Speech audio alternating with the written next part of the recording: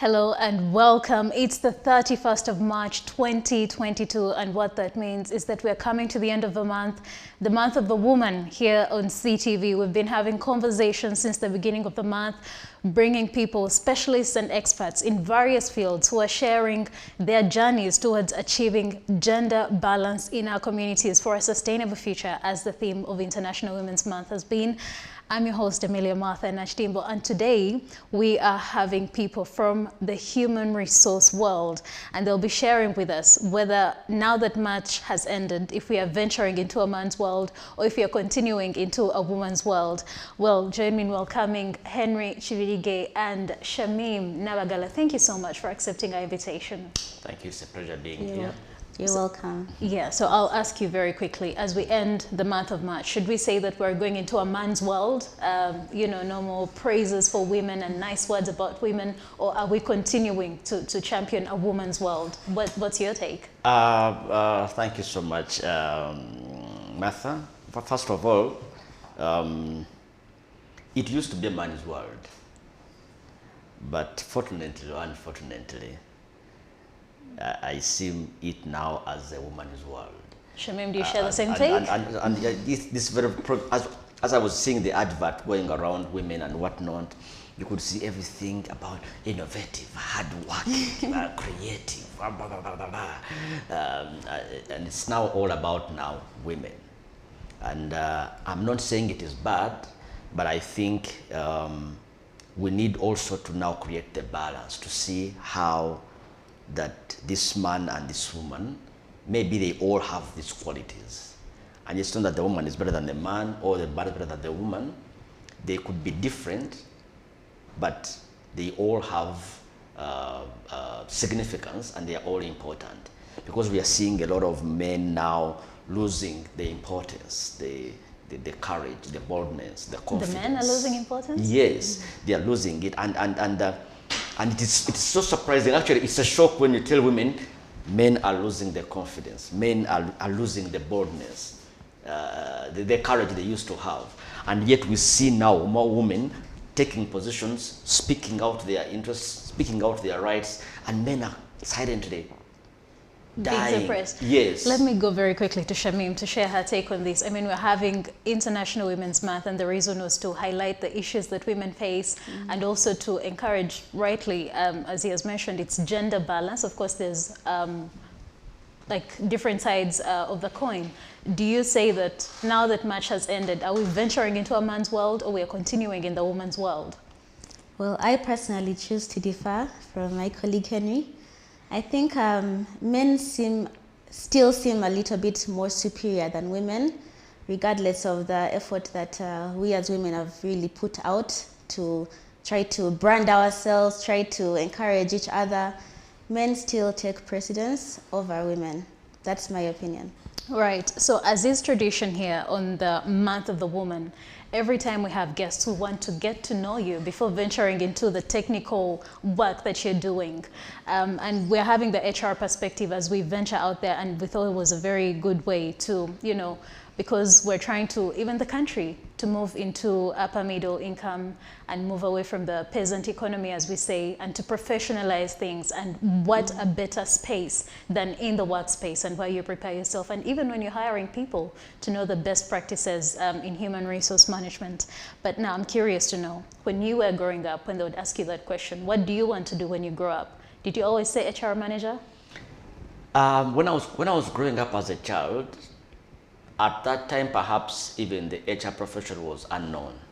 So it was very hard of me to say I want to be an HR. But my first big profession appointment made me to desire to be an HR. I saw how people were being managed, the mistakes that were being made. I have learned not to complain about things and to see when I see a gap, I start desiring to fill that gap. So after my first degree and my first big professional appointment, I started desiring to be an HR. I realized the gap that was happening, it was because there was no one dealing with people issues. People, I'm a professional teacher. and I was teaching, and I realized that what is important in a school, the teachers know what they're doing.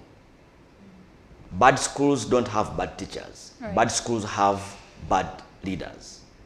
What is a bad school? That's what I'm saying. That it's not about the name of the school.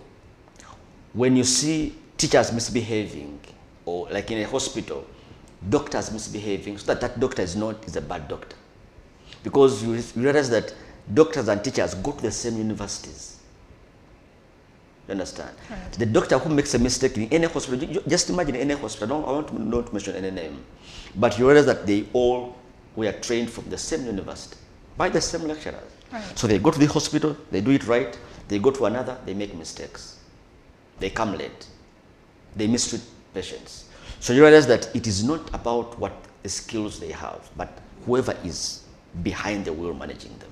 Okay. So I desired to be a human resource manager, and then I ventured out to start pursuing this career. You went back to school? I went back to school, and I did the Masters of Science in Human Resource Management. My desire was to, can I bring a difference in the way people are treated at the places of work? Why? Because everyone leaves their home to go and do the best they can. They are either supporting their families, or they want to see their careers grow, and then they reach there and someone is sitting on their progress. Someone is worried when they see them confident or smart or beautiful or energetic or knowledgeable or well articulate in the way they present their issues, and someone just wants to destroy them. And I said, no, I want to be in a place where people thrive. People enjoy coming to work. People that tell them not to go to work, whereby people are not working because of money. I hate it when I work for money. Not that I don't want money, but I don't want to leave my house to just go to make money. I want to go and make a difference. And that can only happen where people are being given a chance to thrive, to express their views. And that's what drove me into the HR profession. Right, and later on we'll talk about how, since you aspired to be, and now that you've been in practice, how you rate yourself so far towards achieving that goal. But let's go very quickly to Shamim. When you are growing up and then ask you, what do you want to be? Did you say HR manager? Well, mine is a bit of a different story. Yeah. I've been raised by a nurse, that's my mother, and a banker, yeah, that's my father, who is also an HR practitioner. So growing up, I had this desire to care for people. So the first thing that I thought of is I want to be a nurse or a doctor. Fast track to senior 4, senior 6, I kept rethinking. Since I didn't get the right scores for medicine, I kept rethinking, what else can I do to impact people? Of course, at that time, there was no HR, just like Henry said. So I thought maybe if I can do some numbers, accounting, probably to get me into the space where I can be a leader. So leadership has always been one of my core values, making an impact. My turning point was when I was searching for a scholarship for my master's degree. And most of my colleagues know this story as well. I really struggled to get that scholarship. I walked into a lady's office. She was a consulate of Uganda to Malaysia.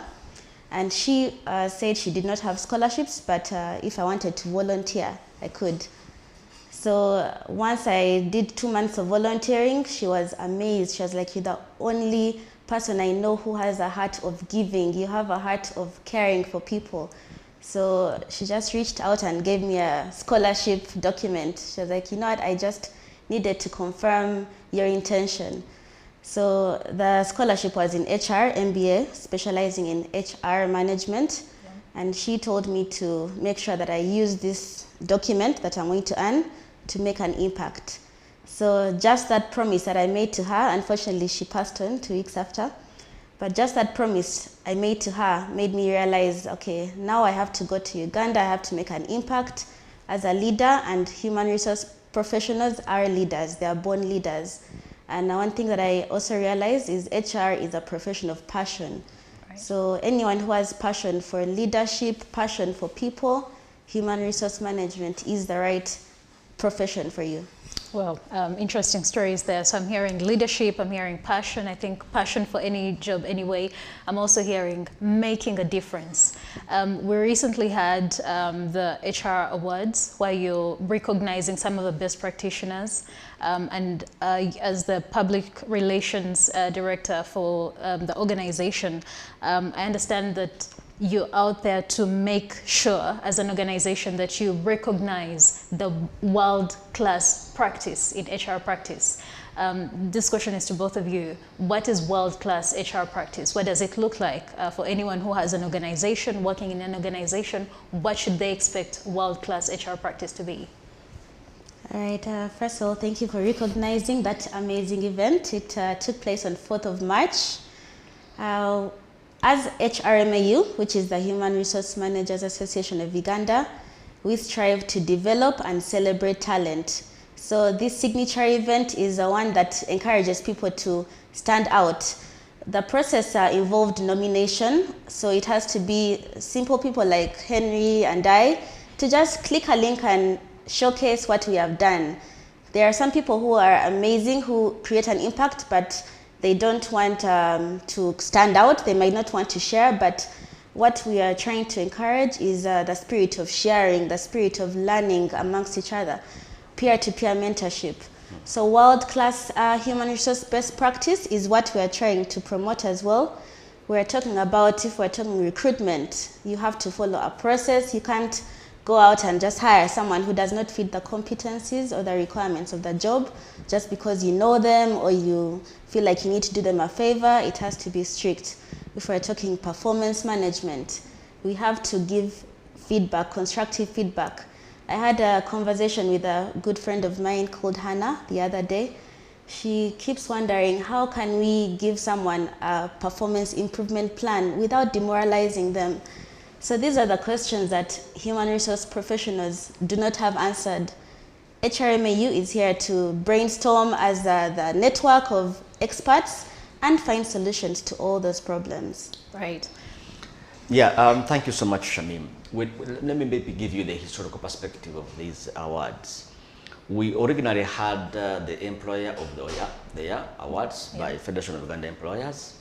And here they were looking at organizations, best employers. But the HR awards came in to identify individuals who have gone an extra mile to do something different.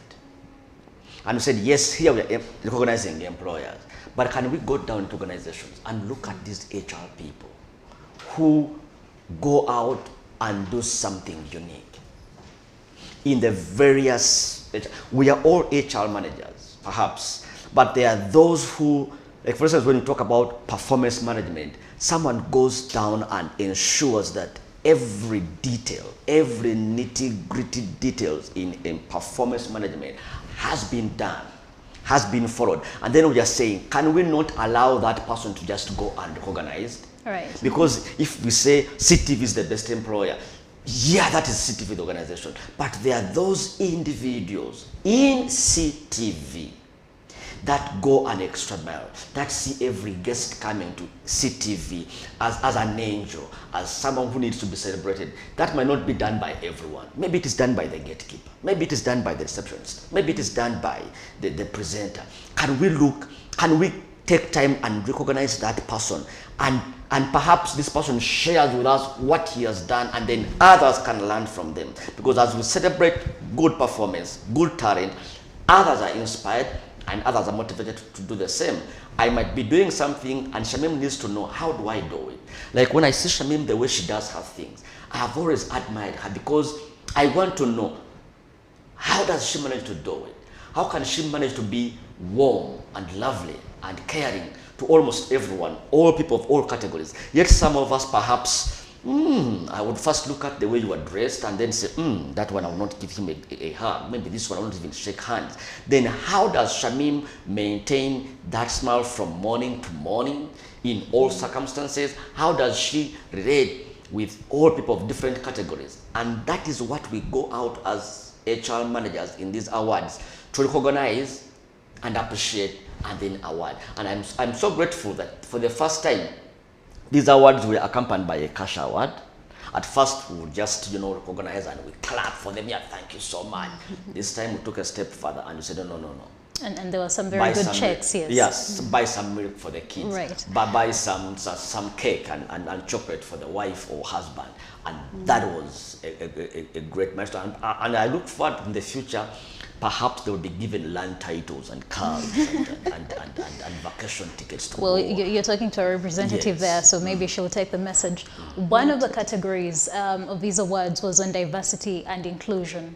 And in the spirit of what we're talking about, which is especially empowering women and giving them a platform, how would you say, what would you say are the strides that Uganda has made so far in making workspaces conducive for women to take up more positions? I think Uganda is an example to so many other nations, surprisingly. Uganda, as we speak, is the first African nation to have a woman vice president. Uganda today is the only country, I think, in Africa which has almost the first 5 top positions in this country occupied by women. And I want to send this message to all women leaders.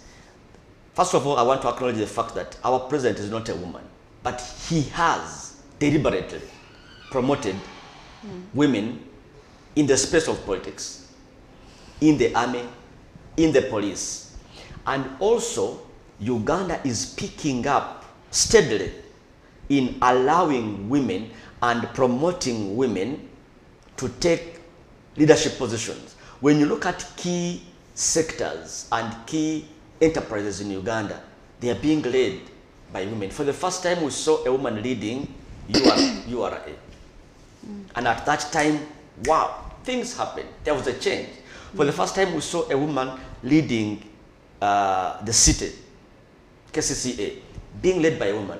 And we saw how everyone was shocked. Really, a woman, and she was doing a good job. Up now, we still have a woman at the top of it.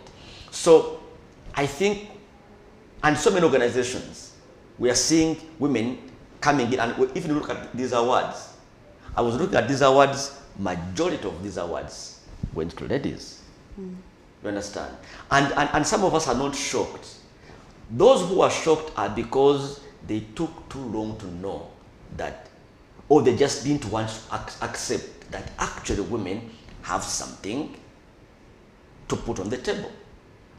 And I want to encourage women that the space is still there.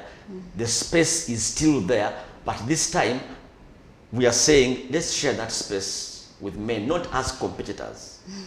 Not as competitors, that we are trying to prove a point. I hate it when I go to a place where I have to prove a point. I believe the fact that God allowed me to be here, He has a purpose and a reason why I'm here. And if Shamim is here as a woman, God has a purpose and reason why she's here. We shouldn't be competing, but the word should be, how can we complement each other so that all of us, our skills and abilities and competencies are well exploited and benefits the entire society. Right, Shamim, you mentioned that we're still living in a man's world. From your point of view, how would you say we're doing in terms of inclusion in workspaces and ensuring that more women are taking up spaces that are even at the top, especially? Well, I personally am in the talent acquisition space, that is recruitment. So I have noticed that the Ministry of Gender, Labour and Social Development has taken very intentional strides to make sure that there is a balance. We have to declare on a quarterly basis how many positions that we have placed and declaring how many are female and male.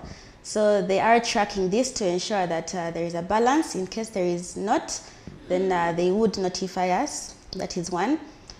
Within the recruitment space, I'm glad to say that we as HRs are adhering to the law, the Employment Act, which totally is against discrimination. That is related to gender, to religion, and many other factors. Right. So I'm glad that as long as we are following the best practice, we are adhering to the structures that are in place. just for the benefit of our viewers, what are the percentages that the law talks about, and the numbers, the figures that the Ministry of Gender is tracking? Where do we stand? Right now, there is a balance. There haven't been any specific complaints or notifications against it.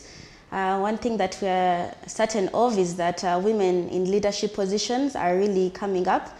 I don't know why, if it's a coincidence or if it's intentional, but there has been a lot of focus on skilling. And most of the programs that are coming up are encouraging females as well to participate in these skilling programs. So when you're skilled, you have a higher chance of employment. Right. Yes. And then this is also related to, well, you have the people in positions, like the powerful positions that he made, and you have more people, like the balance that you talked about. But then there's also the quality, of the conduciveness of that environment. I think as a society, we acknowledge women as maybe the primary caregivers in a family. So if anything happens to a child, it immediately impacts the woman more than the man. If the child is sick, it's the woman who has to take them to hospital. So in the HR world, what is being done to ensure that you don't have distracted women who are working, and that would eventually impact on their work? One, there's a point you have made there, women as primary caregivers. And this shouldn't be the case. Even men can be primary caregivers. And I want to see a time where women will give a chance to men, encourage men to also be part of this. When I was still head of HR in my organization before I moved, I used to call my boss and tell him, you know what, I'm going to be late. I've taken my child to hospital. I've taken my child to hospital. I've taken my child for immunization. One time he called me and said, Mr. Kibirige, do you have a wife? I said, yes, I do. How comes you keep on telling me you're going to arrive late, you're going to be, what is your wife doing? I said, you know, these are my children. These are my children. I am their father. Taking them to hospital is part of my responsibility. Two, my wife is also working. So it can't be a rule that it is only my wife to skip work because she's taking kids to hospital. I also can take a day off to take my kids to hospital. Or we can be there together, okay? And if we see now, maybe if I don't have a meeting or something, I say, okay, let me see what the doctor is saying. Okay, now I have seen the situation. Okay, let me rush to office. I will check on the kid. You now go. You know, it is a joint effort. So, as an HR, I have always, one time I'll just share an incident. One time, my PA walked my office and she's saying, can you please give me permission to go and go back home? My child have told me he has inserted was it a bead in her nose. I said, what? I didn't give her just permission to go. I just put down everything I was doing, picked my car keys, closed my office, and I told her, I am the one taking you. Don't even take a border because it might crash. So I drove her back to her house, picked the child, and I drove them to hospital myself. And I had to make sure that this kid, everything has been done. As she was communicating with the husband, when the husband came, I drove back to office. Meaning, I wasn't saying that, you know, women now, this is the problem. No, I am looking at this woman that for her to come and work, her child must be safe. And I must be seen doing everything possible to see that this woman's child is safe. Why? I also have a woman who is a mother. I am also a father who has children. Anyone taking care of my children is the best person in the whole world. So it required me not only to just give her permission, no, go and be the one to see that this child's life is saved. Right. You highlight something very important. In the beginning, as you're making that point, you said women have to allow men to do that. Yes. But from what you've illustrated, you actually went ahead to do the work. You participated, yes, which may be, I don't know what Shamim would say, there might be a hesitation where you just feel like, so should we have a conversation where we encourage more fathers and more men exactly. to be active instead of waiting for exactly. permission? Yes, exactly. Just like during the reproductive health in the years in the 70s and early 80s, it was clear. It was even, you would go to the hospital and they say men not allowed. The labor ward was out of bounds to men. Okay. Right. And I kept, when I was growing up, I kept on wondering, when women go, they would say against the kunywa dagala. I would imagine, are they taking jerrycans? Are they taking what kind of medicine? And I promised myself, when my wife gets pregnant, I'll make sure I go with her to see the jerrycans which they use to drink this medicine. And when she told me she's pregnant, we went and I sat there. But I realized in the line I was the only man. The rest were all pregnant women alone. And so I said, look, I am going to do this. I need to go in there and see. But you realize that now the trend has changed. They are now encouraging men to go and escort their women for antenatal care, to also be in the labor ward or in the theater.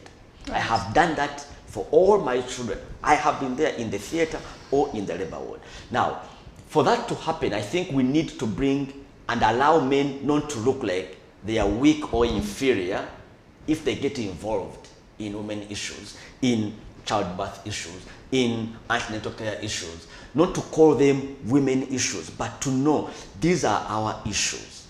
I made her pregnant. I was with her when she was getting pregnant. I must be there when she's producing this child. And it is not that I am weak. It's a normal thing to do. Right. Shamim, are there conversations in the HRMAU to have this inclusion of both men and women, or to have policies where we allow families to strive so that, as we mentioned, it's still perceived yes. that women are the primary caregivers. So if anything happens, it's usually the women. Are there conversations happening? I must say, right now that we have shifted to remote working, I believe that it has actually brought up the conversation of shared responsibility, because now that we are getting to see people flexible enough to take care of their children as well as work. So Henry is right about the mindset change that we need to empower, because right now it's mainly just an issue of reputation. Men wouldn't want to be associated with something that makes them look uncomfortable or weak. So I must say that as HRMAU, we might need to put in a little bit more effort, because right now it is under the shadow of remote working and flexibility. But if we were to really impact change, then I would say that this is something that we need to start. Okay. There is, when someone learned that we're going to have a conversation on women in the workspace, they asked a very interesting question, or they were curious to know, and now that you're here, let me bring that to you. Are there practices that you find women are doing right now in the workspace that kind of hold them back from advancing from the HR's point of view? Like roles or positions? Well, I'm in my position and I'm working, leave alone these other societal demands like we've just talked about, but how maybe trends of how we carry ourselves or anything that somehow you would wish to see advancement, but because of this, there's no advancement. I think the biggest challenge now, especially in the private sector, where it is kind of doing a disservice to many women, is when it comes to pregnancy and maternity leave. It is not always possible for, if you have like, let's look at the example of CTV.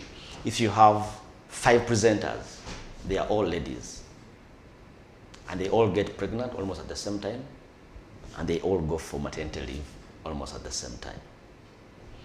And I don't know why in the media industry, it is now coming up slowly, but it wasn't so easy to find a presenter when she's pregnant and she's still doing the TV show. When she gets pregnant, somehow It's as if being pregnant is a crime.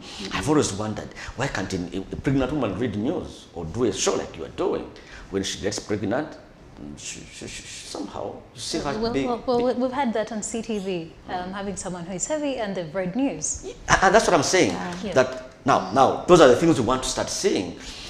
And whenever you are employing, recruiting, and your boss sees you have looked at 3 women and they are pregnant, so they start calculating, okay, in the next 6 months they're going to be off. So are you saying there are biases towards women of childbearing age sometimes in hiring? Exactly. Yeah. So it kind of, and as they make it, they are increasing. There was a debate that they should increase the number of maternity leave days from 60 perhaps to 80. Like in countries where there are countries where people go for maternity leave for 6 months. Yeah. Because even the 3 months they are getting now, some people by the time they come back, they are pregnant with the second child. And in the private sector, it kind of becomes a challenge. Someone saying, I am practically paying someone who is not productive. If the organization is still struggling, it might be a challenge. Not that they don't want them, but you look at that you have always maybe to hire someone else. You are still paying this one, and then you hire someone to work in her place, and then she comes back 5 months, she goes away.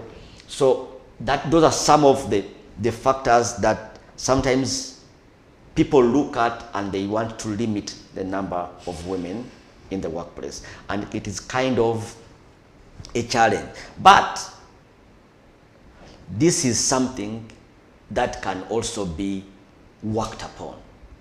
Like Shamim has said, now work has shifted to home, meaning a pregnant woman can continue remaining productive even when she stays home, and she continues delivering her outputs. So my encouragement is to the people in the private sector to start looking at these childbearing mothers to know that they can still remain productive, and they don't look at them as liabilities because they're going to go on maternity leave. Well, earlier on you talked about shared responsibility, because we have a very young workforce, quite frankly, that includes some of us. So if you're going to have people of childbearing age, that includes both the men and the women. And if maybe someone's wife is going through something, that will mean that even the man needs to be there to support the woman. So that means maybe there's a need for a conversation on how to shift policies to include all that. Yeah, and I appreciate that today now we have the 4 days given to men, paternity leave, to take care of their wives. And incidentally, not so many men take up these days. Okay. It is not even enforced. You cannot tell a man, go back home, you are supposed to be taking care of your wife. We're going to come back to that. We're going for a very short break. You're watching CTV Month of the Woman, which is special programming to highlight issues of gender equality for a sustainable tomorrow. We're going for a very short break. We'll be right back.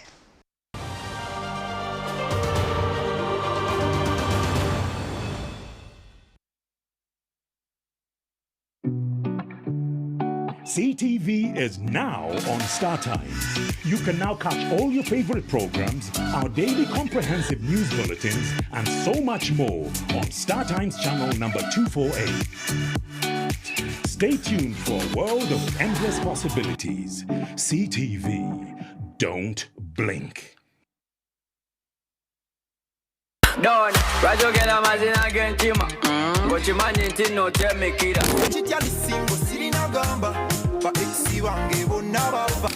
Every time it clocks 11 a.m. on CTV, we bring you the only certified morning party, the branch request. So I would love to listen to everything. Then you put your hands, go work. If you believe it, say amen. If you believe it, say amen. I would like to listen to SOFOS by Coffee. Fire. Shiba. Yes. So my name is Star Bunting. Now showing on CTV. Don't blink.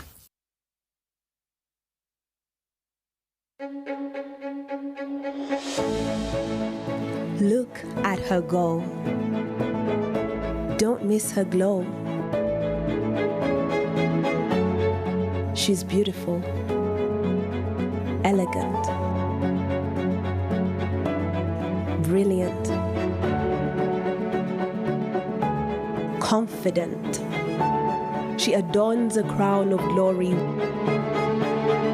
woven in grace by her story, cloaked in a gown of strength, laced with diligence at the hem.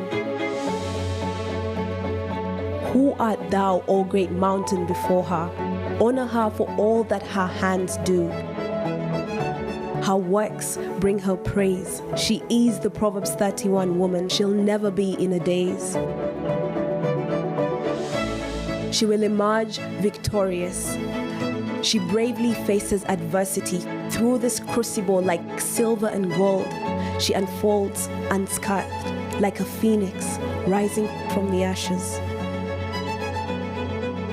She laughs at the days to come, her tongue laced in wisdom. Her children arise, they call her blessed. Her husband, yes, he praises her. She is woman. We celebrate her.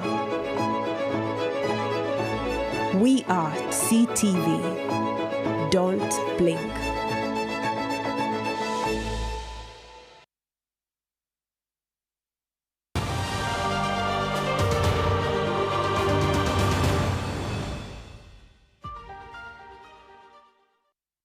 Thank you for staying with us here on CTV. You're watching Month of the Woman, which is special programming that we've been bringing you since the 1st of March to celebrate women and to bring about conversations that promote inclusion, just like the theme of this International Women's Month has been gender equality today for a sustainable tomorrow. And gender equality, like we've already mentioned, of course, involves different genders. It's not just the women, as many think. When you think of gender, we think maybe it's women matters.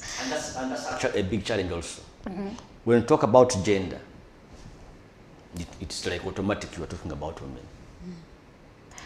And yet also men must be included. Right. And that's why I feel that our conversations as we talk about, and I've always wanted to make this clear, when I am talking about a woman, I am indirectly talking about a man.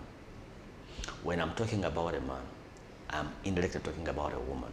Why? Because in every space that we live in, there's a woman behind my life.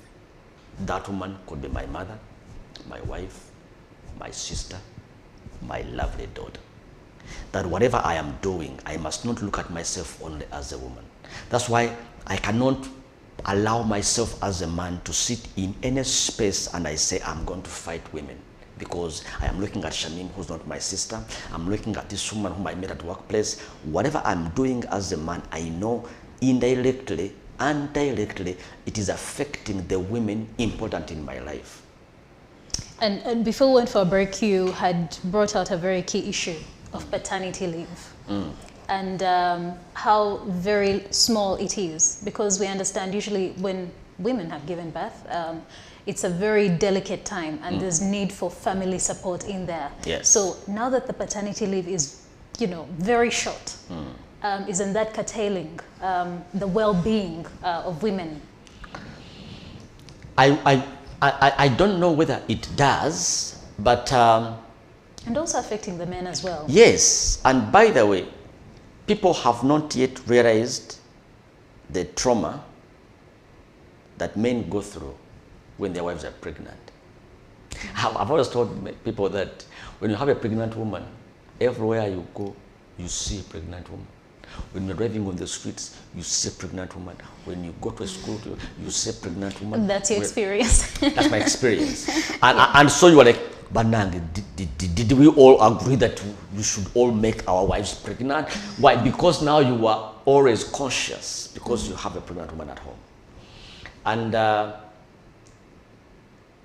the men should not only be given perhaps just days off, but perhaps some extra allowance to take care of of the needs. If the man is given 4 days to go back home, can he also be given like a small package? But are you having those conversations in the HR world? Because you're the people now to bring these into our workspaces. First of all, even the first conversation should be, can it be also law that the man should be away from work those 4 days, first of all? Yes, they have them, but I can assure you, not all of them take them. I have fought with my staff and said, yeah, you told me your wife is produced, why are you still here? Yeah, and she's now back home, I am back to office. Can it be that, no, you cannot come back to office, stay home? What would it take to make it a law? Right now, the law that we are trying to push as the HR fraternity is the HR bill. We're trying to institutionalize the HR practice, make sure that all HR practitioners are certified before they can start working. Having this as a law, I think it would come alongside, because once we have the power to create the change or to advocate for what we think is right, then it will be easier to pass all that. That's Right. my opinion. Okay, very interesting. I'm curious to know, if I may drive that away, how has affirmative action affected women in the workspace? You're looking at her, you've been there longer. Okay, affirmative action has indeed helped women at the workplace. It has dealt with issues of harassment. It has dealt with issues of discrimination. It has dealt with issues of women holding positions that, at least, like I was so much in the NGO sector, that even the donors, for them to work with you well, they need to look at your administrative structure. How many women are holding certain positions? Right. And that would mean, it would show that your organization is sensitive to women's needs. Even the programs you are handling, how many of the programs are dealing with women issues? You understand? Specifically identifying the woman, the child. And not every woman, perhaps the vulnerable woman, maybe the old, maybe the pregnant women, they're vulnerable. How are you meeting and reaching out to these women? Now, affirmative action has helped out to bring women issues and rights on the table, and they are heard. And the woman knows that she can speak up for her rights. She can claim, she can ask, why have I not taken that position? Why have you given it to a man? Why not me? What did I lack not to take that position? Right. And also to be able to say, okay, how many positions in this organization are held by women? So affirmative action is something that had gone a long way to raise the voice of women in the workplace, to defend their rights, and also to promote issues like maternity leave, and also now we are having issues whereby we are saying, can mothers also not have to rush back home to breastfeed their babies? Can they have a room at the workplace such that from time to time she can check on her baby, breastfeed, and then be able to settle at work? This is also now almost coming as normal practice. Some organizations have picked that up and they're trying to see how it can be implemented at their workplace. And that is all as a result of the affirmative action, which is raising women issues at the workplace. Yes. If we are to maybe put a percentage, what percentage of workplaces would you say are adopting that? It is still a very low percentage. I might not put a figure. It is still a low percentage. But what I'm happy about is that it is being talked about. At least it's on the table. And there are those organizations which are saying it is possible. The challenge is that not all workplaces are the same. Right. Like now when you look at the workplace of CTV, it is a very clean, safe environment. Okay? But there are environments where if you, like factories which are noisy, you wouldn't allow babies to be in that noisy places. There are places which are infectious, highly infectious, that you, like a hospital, even babies who come to hospital only come because they are babies. They wouldn't allow you to just go to visit a patient With a baby, they say, no, not allowed, don't. So you wouldn't want to have babies every day in hospital from Monday to So Friday. I'm hearing a question of standardization. Is that also being included in that conversation? Those are some of the conversations we are now having. Can we have this as a standard? And if it has to be, how can it be implemented? Right. And what are the pros and cons? Would it create a better working environment in every work environment? For instance, if it is like a police station, and all the female police officers are allowed to bring their babies at work. And the male, because we talked about the And men the male also being able to take care of because their yes, children. we have seen fathers who, like recently, one of my workers at one of my family businesses, the woman dumped a baby for him and left the baby. The baby is 4 months, and now this baby is not being taken care of in my house as the man is working. You understand? So there are also men who have to deal with. That's why I'm saying that we should reduce the language of saying that women are the primary caregivers, and we say parents, and those parents are, that parent can be a man, that parent can be a woman, and this man now is now the mother and the father. Okay, so how then would you advise workspaces if we are to create places to encourage parents to focus and also nurture their children very well? How would we standardize to ensure that maybe you talked about a place such as this in factories and other infectious diseases, where there are infectious diseases like hospitals? What would be your advice on how to, for the workers there? My advice would be, first of all, the leaders in these organizations to realize that once a mother's mind is settled as far as their baby is concerned, there will be high productivity. Every CEO out there, once you talk to them about productivity, then they will go an extra mile to do whatever it takes to have that productivity achieved. And I want to appeal to organizations, both in the private, and I would imagine that government should be the first one to take a lead on this, to show the private sector what they should do. Government should be the first one to allow, to create such spaces in their workplace. I think Parliament has led with that example. Yes, and as they do it, they must also share lessons, challenges first. If you have it, what are some of the likely challenges? How would you deal with those challenges? And then to make it look like that that even a man can participate in this, in this. For instance, if the mother has pressed the breasts, can the man carry the breast milk and say, this time it is me going with my baby at my workplace, that from time to time I'll leave office, go to the baby room, feed, come back, settle at work. And continue working well. That's one of the ways in ensuring that the barriers that women face in the workspace are removed. Are removed, yes. Now, over to you, Shamim. What other barriers do you recognize and are being talked about in the HR world so that we encourage a workspace for all to enjoy?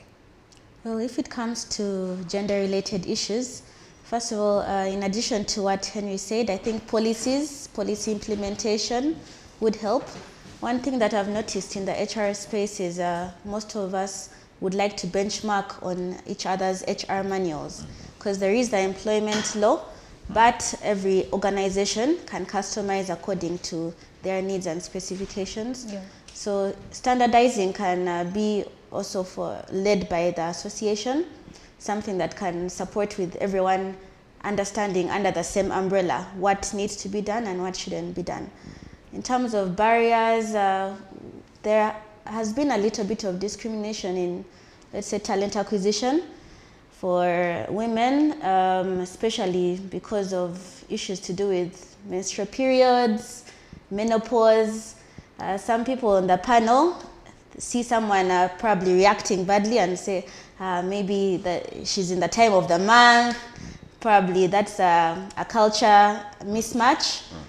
Menopause, sometimes it happens that there's a lot of stigma around ladies within that age, like she might come and she won't be able to understand, she'll get into a fit. So these are biases that we hope will be removed. So you're saying that there are people who are denied jobs just because maybe they are in menopause or they might be in their period? I'm just saying it's part of the decision-making process, because you might be technically competent, but you're judged based on a reaction that you've made or probably a background check. Sometimes if you do a reference check on someone's previous supervisor, they might only highlight those times when they were probably in a negative mood. They say, that's not a good employee. And that's where the bias comes, and I hope we can advocate against it. Okay, so what would be the role of HR now, or the association in removing those barriers, or recognizing that this is a barrier and helping to remove it? My opinion, and the fastest way that I think, would be communication.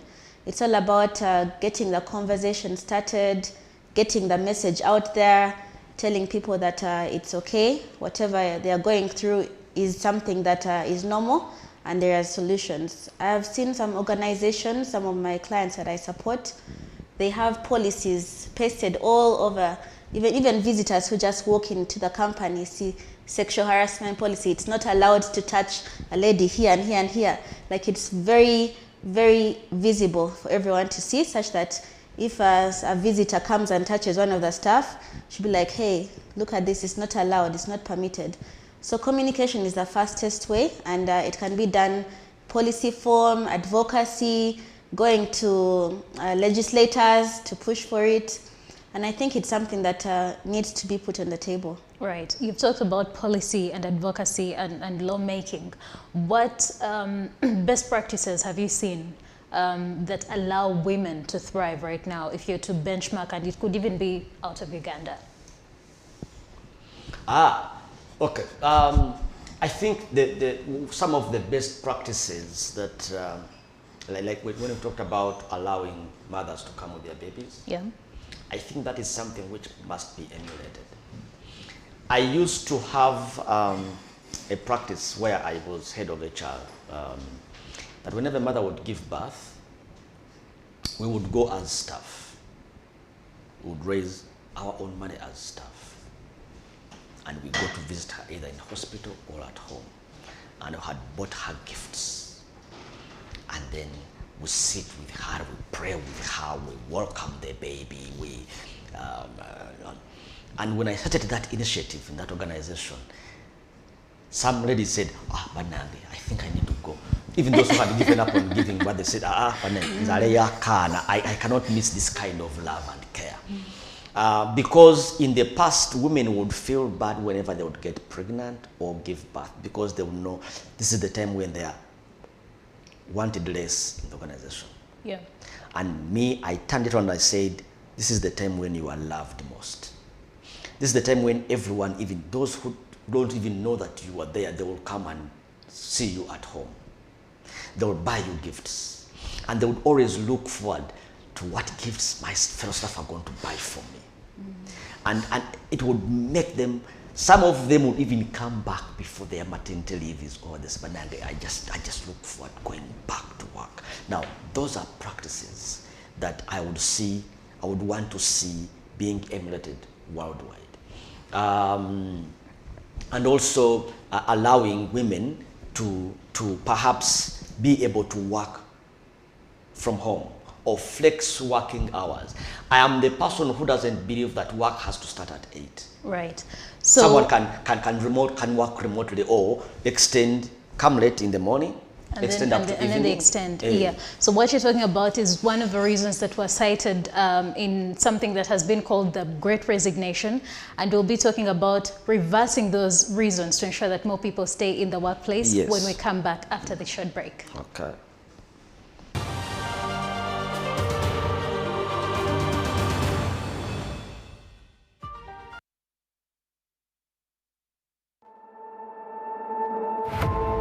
We entertain you. Ngawe tukuwata. Amanya Shamim manja, omobwat President Birabiri Mokaga, akabonero court. Nanga went on Alia Namfuka, you can call me Alia 1, but tikutemo olwaleero. Ani tubasuubiza ntugenda kubanga tuli mu bitundu ebyenjawulo. Ani yayambadde obulungi. Kakoye ki akazze ku mulembe. Ne gown ya black erina tiara ya black. Tiara. English of my kind. Tiara. I feel the beat. You feel the beat? Yeah. Olwokuba bakuta ekigendo oba ofiiringa the beat. Show bagiyita situations ko ground. This is a buffet kyagala ky'olyako. Beerako ku CTV totemye. Don't blink. Now showing on CTV. Don't blink.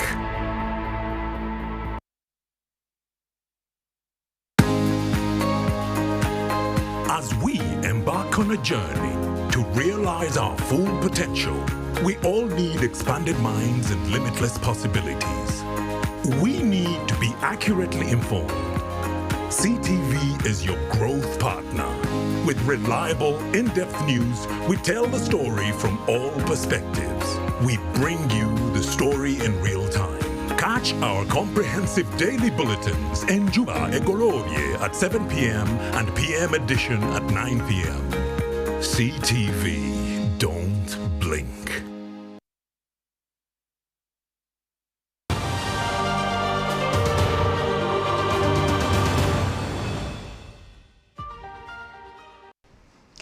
Welcome back. You're still watching Month of the Woman here on CTV. And before we went on a short break, we were talking about the emotional and mental well-being of people, which is something that we saw in something called the Great Resignation. What that is that in the last 1 year or so, especially in the global north, that is mostly America, a lot of people resigned en masse, something that worried employers. And the reasons they were citing was because work is not just their life. They realize there's more to life than just working. They have to take care of the social aspect, the mental well-being, emotional well-being, social well-being, and well, other people were worrying about how it's going to happen. Though I don't know if you've realized something like that here in Uganda. I think we've had layoffs instead of people resigning on their own. Even resignations have happened. Many people have resigned from the teaching profession. Many people have resigned from jobs which have been keeping them. You know, this COVID pandemic came with challenges and opportunities. People had never realized that they can stay home and perhaps continue eating. People were working to make sure their kids go to school. They've been home with their kids for 2 years, they're not going to school. So they realized, hey, I thought this boss has been harassing me because they are paying fees for my kids. But they've been home 2 years. They still remain my kids. Most people woke up to realize that they actually continued feeding even when they were not dying at work, they were at home. And everyone made a reflection. What is the importance of my life in this world? Because many people for a long time, they have been defining themselves based on their work.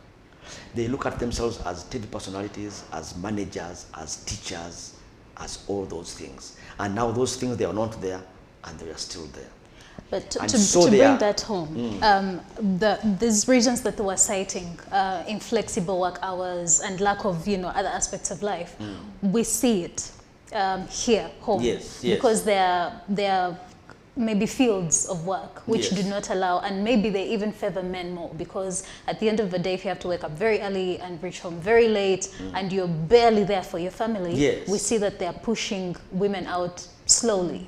And I think media is one of them. So what do you see, or are there conversations to ensure that there's an all-round encompassing of people, like you mentioned in the beginning? Yeah, the challenge in Uganda is that because the employment rate is so high, so these mass resignations have not yet perhaps taken a toll. Because for us to realize that it is happening. And do something about it, yeah? And two, some organizations have not realized yet the skills gap. Because sometimes when you leave, for instance, if tomorrow you leave, quickly they'll have another person to go there. But it will take time to say, okay, yes, we have replaced the position, but we have not replaced the skills.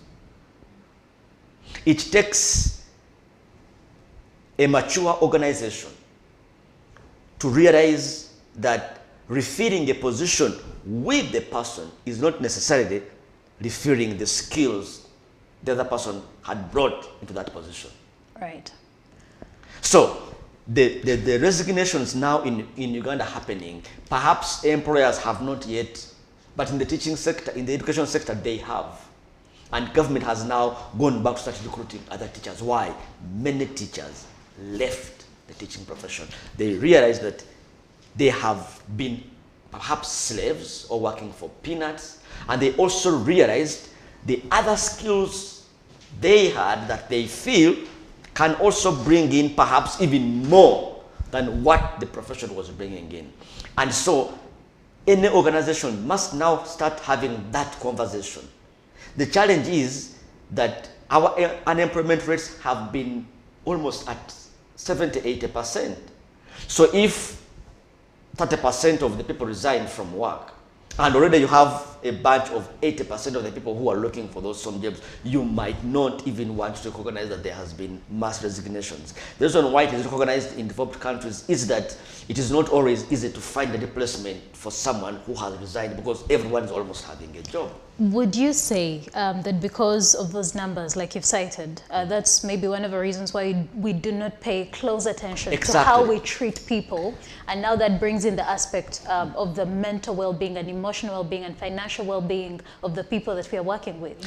And now mental health is perhaps one of the greatest need of workers at the workplace, because people come to work, we see the outside appearance, we only see the box, we don't focus on the software, we are on the hardware. As long as she's dressed smart, her hair is made, she's okay.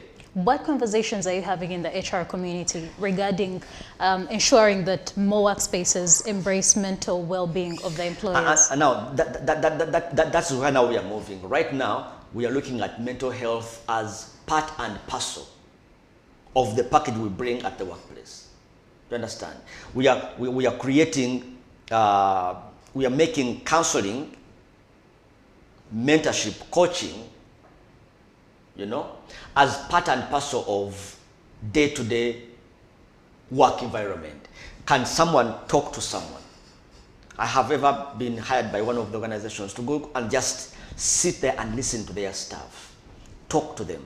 And after addressing them as a group, I asked for a room where I would talk one-on-one.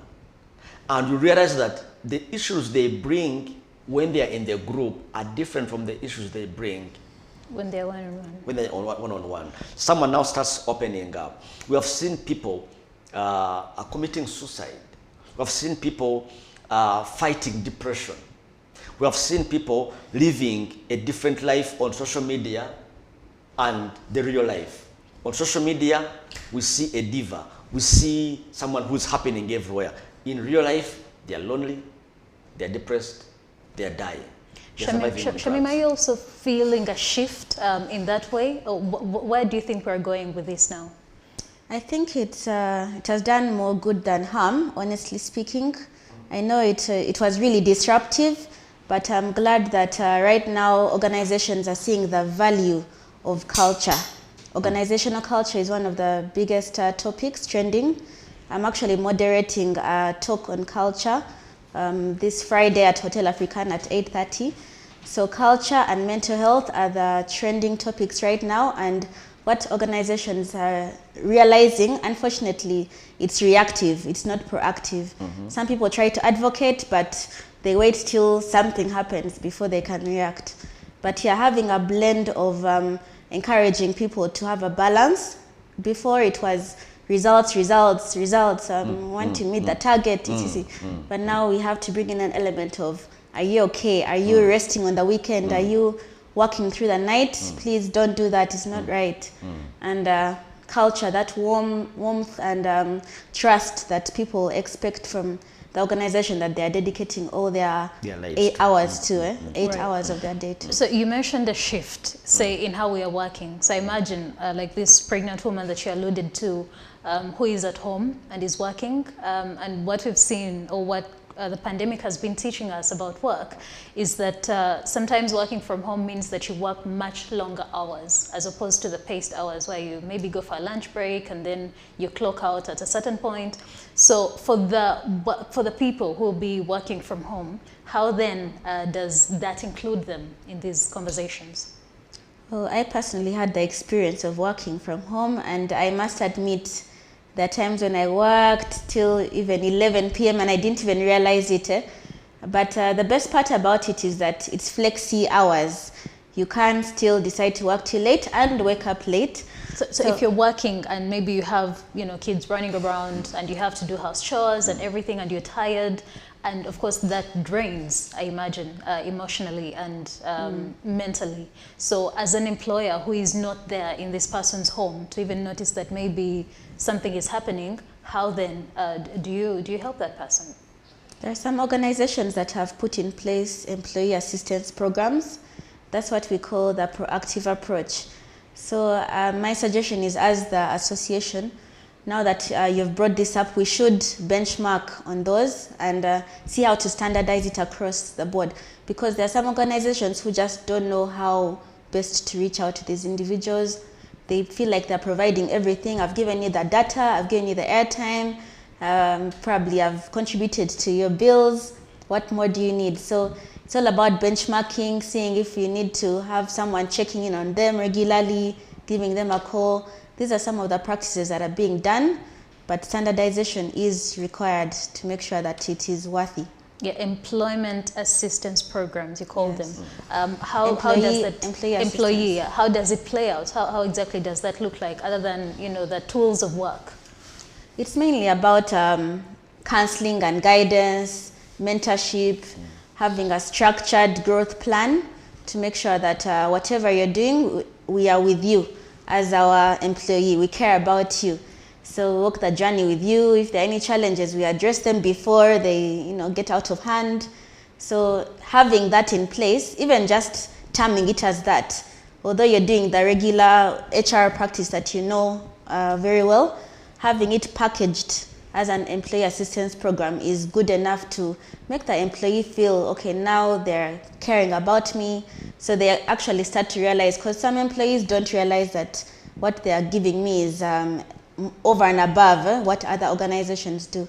So packaging it, communicating it to the employees, and adhering to the promise is key. Right. Do you find that there's, in the HR community, have you fully embraced the need to move to that? And if yes, how are you pushing the conversation to ensure that your employers adapt to that? Because I believe that would be like an extra cost, which a lot of businesses might be struggling to add extra costs to realize productivity. I must say it hasn't been very easy for us as HR practitioners. You know, you're torn in between having to advocate for the employees as well as the top management. So most kind of stuck between a rock and a hard place. You feel really divided, and it's really stressful.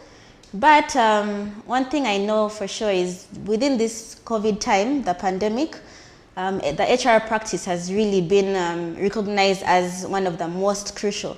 We have seen HR people going to boards, being welcomed into the boardroom within the last few years, like, please, we need to hit these targets and we need you to tell us how you're going to help the employees meet this target. So we have become a strategic arm in most organizations. What I would say to really push it forward is benchmarking. Just like you said, standardization and benchmarking. Most HR people are stuck. They don't know how to do it. Some are researching, some are asking around, but it's mainly about getting a standard, getting from the various organizations that are successful at it, creating a template or a tool that can easily be understood, and push it out, because that's what HRMA does. We usually have monthly webinars or trainings that share the best practice or the newest trends help people understand what they need to do and support them in implementation. Are there some new trends that we don't know yet that you've discovered maybe this quarter? It's mainly about upskilling. Right now, most of the jobs that we have been used to are getting obsolete. Even HR manager itself, it's obsolete as a generalist role. Yeah. We're now looking at a rise in need for talent acquisition specialists. So that's what I do. And I realize that most organizations are like, you know what, we need to sieve the right person to enter our organization. So we need a specialist who can focus on this. People have also changed from HR to people and culture, because they know if someone stands there and says, I am in charge of culture, it brings another perspective in the employees' minds. It's a mindset issue. So if you say, I'm in charge of culture and I'm here to support you, they'll probably believe in you better. So it's in a shift in jobs, in roles, specialization of things. And this is something that is really fast tracking. I in the talent acquisition space, I see it very clearly because I recruit for organizations in Uganda and also globally. Right. So I see so many specialized roles coming out. Right. Henry, you're into consultancy. When you find an organization and all they care about are the tools of work and nothing more, what do you tell them, or how do you convince them? What words do you use to convince them to add a budget for that aspect? Of course, like I said, and this is the advice I would give to most HR managers, is that when you're approaching an organization, talk to them from the point of view as the CEO. What is the interest of this MD? What they want to see happening. Like I told you earlier, I said every CEO wants to see increased productivity. Right. So whatever you speak, address it from the point of productivity. Yeah. You cannot convince someone that when you give people breakfast and lunch, to them, they'll see it as a cost. Which it is. Which it is. But if buying me lunch of 10,000, I'm going to make for you 5 million per hour, will this lunch still be an issue? Will this breakfast still be an issue? Will this car allowance of extra hour or giving me fuel to go back home or to arrive early, will it still be an issue to you? Look what I'm going to bring on the table. I think, and this is the challenge with finance managers, because for them, they're looking at cost. And I'm saying, wow, yeah, tell me the cost. You are going to spend 10,000 on me. Okay, that's a lot of money. How much I'm going to be making for you? For as long as we speak the language that the CEOs want to hear, okay, the reduced absences, the reduced sick leaves, and then you turn those into timely delivery of outputs, increased sales, skyrocketing profits, any CEO or MD would be able to ignore the cost that goes into improving staff welfare. And it's no longer a matter. Why? Because you have addressed it as not as cost, but as part of profit. Right. And also you look at the cost of, sometimes you have to look at the cost of recruiting, like she has talked of recruiting the right people. The cost of recruitment versus the cost of retention. If to keep you, I have to keep on maybe buying you a flower on Valentine as my stuff, putting coffee or whatever, and then Shamim comes in with her cost of replacing you in case you have gone. Any CEO will say, you know what, if this is what is going to cost me to get a new person on board, and this is the cost of keeping the one I have to stay on the job, then this will cease to be a cost and it will look at an investment. Okay. So as we're almost winding up, and we're finishing the month of the woman, but you know, more months are ahead, and we're trying to talk about how to encourage diversity and inclusion in the workspace. What advice would you give to the women who are trying to rise right now in their careers? And also, maybe on the flip side, very quickly, for HR to make sure that workspaces are very conducive for women as we launch into the rest of the year. Start with Shamim. No, okay. One, my message to the women is that women should not demand space at the workplace or at the top because they are women. They need to demand that place, that space, because of the skills they possess. On that, I have been in places where one time I was doing an interview and I asked this lady, why would I give you the job? And she said, because I'm a woman. I was deeply disappointed.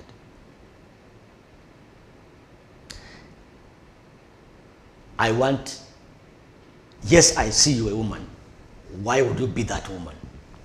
Because yes, you're a woman, but there are other women who are waiting on outside to come and sit in the same position for that interview. If I give you because you're a woman, it will automatically be that I have to give all these others because they are also women. I want a woman to tell me because I have skills, because I have these unique talents. Because there's one time I was recruiting and this lady told me, I was recruiting a credit officer, and she told me, I told her, why would I recruit you? She said, you know what? I'm a money maker.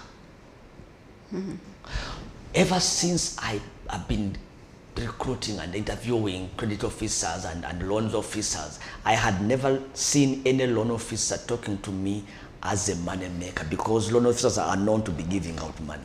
Right. So I said, no, I'm not going to be giving out money. I'm going to be making for you money. I said, can you start tomorrow? You understand? Why? Because she was looking at herself as someone who's going to make for me money. Because in this business of me, I was in giving out loans, I was also looking at how much I'm going to make in return, the profit. And this woman was telling me, I'm going to make for you money. Okay. So I need a woman to look at herself in terms of the unique skill that she's bringing, the value that she's going to add on the team. Finally, there has been a month of the women. We have just finished celebrating the Day of the Woman. Yeah. Can I ask the women to help us advocate that we also have a Day of the Man and the Month of the Man? So that we also it's assumed that all the other days of the year. That is an assumption. You definitely know that these other days are not for men. We can't be having all those days. Can we also start also having a Day of the Man, or the week, or the month of the man, and we look at this man, his challenges, his needs. What are the struggles of the man? What goes on in the man's mind? What are the fears of the men? Why are they behaving the way they are behaving? Why are they talking the way they are talking? Such that, because in my mind, I am looking at a time when there will no longer be a struggle between man and woman, where it will be all peace and cause, where a woman will feel safe and secure when she sees men, and where a man will also, when they see women, they don't feel like, she's going to do this to me, where men and women can live together in perfect harmony. And your word to the HR practitioners on creating conducive environments and retaining women in workspaces. To the HR managers out there, I want to say that whenever you are employing or whenever you are recruiting a woman, you are not doing her a favor. If you move her from looking at it that I am helping her to give her a job, because she's a woman, I'm just giving her a favor. It is not a favor. It is a golden opportunity that comes back to you as the employer. Let's hear Shamim's parting shot. My encouragement to HR practitioners, of course, it's never easy to promote something as huge and important as diversity and inclusion, but one thing is for sure, women need to stand out even more. we might think that we are getting somewhere with the current advocacy, the programs that are upcoming, but there is still an influx of gender-based violence. There's still an influx of women feeling inferior. I just mentioned that to you. So we still need to encourage women to stay confident, to understand that they can be independent, and to know that they can push on and make an impact in this life. So those are my parting shots. Well, there you've had it. Thank you so much, our guests today, Shamim, Nabaggala, Walusimbi, and Henry Kibirige, for sharing your insights with us. And that concludes the month of the woman here on CTV. Thank you so much for staying with us since the 1st of March. You can catch up on all these conversations on the CTV YouTube channel. And of course, more programming is lined up for you today. We have Brunch Request coming up at the top of the hour, but also the newsroom is preparing comprehensive news for you. So be sure to catch Njube Golobye at 7 p.m. and PM edition at 9 p.m. I've been your host, Amelia Nakitimbo. Goodbye.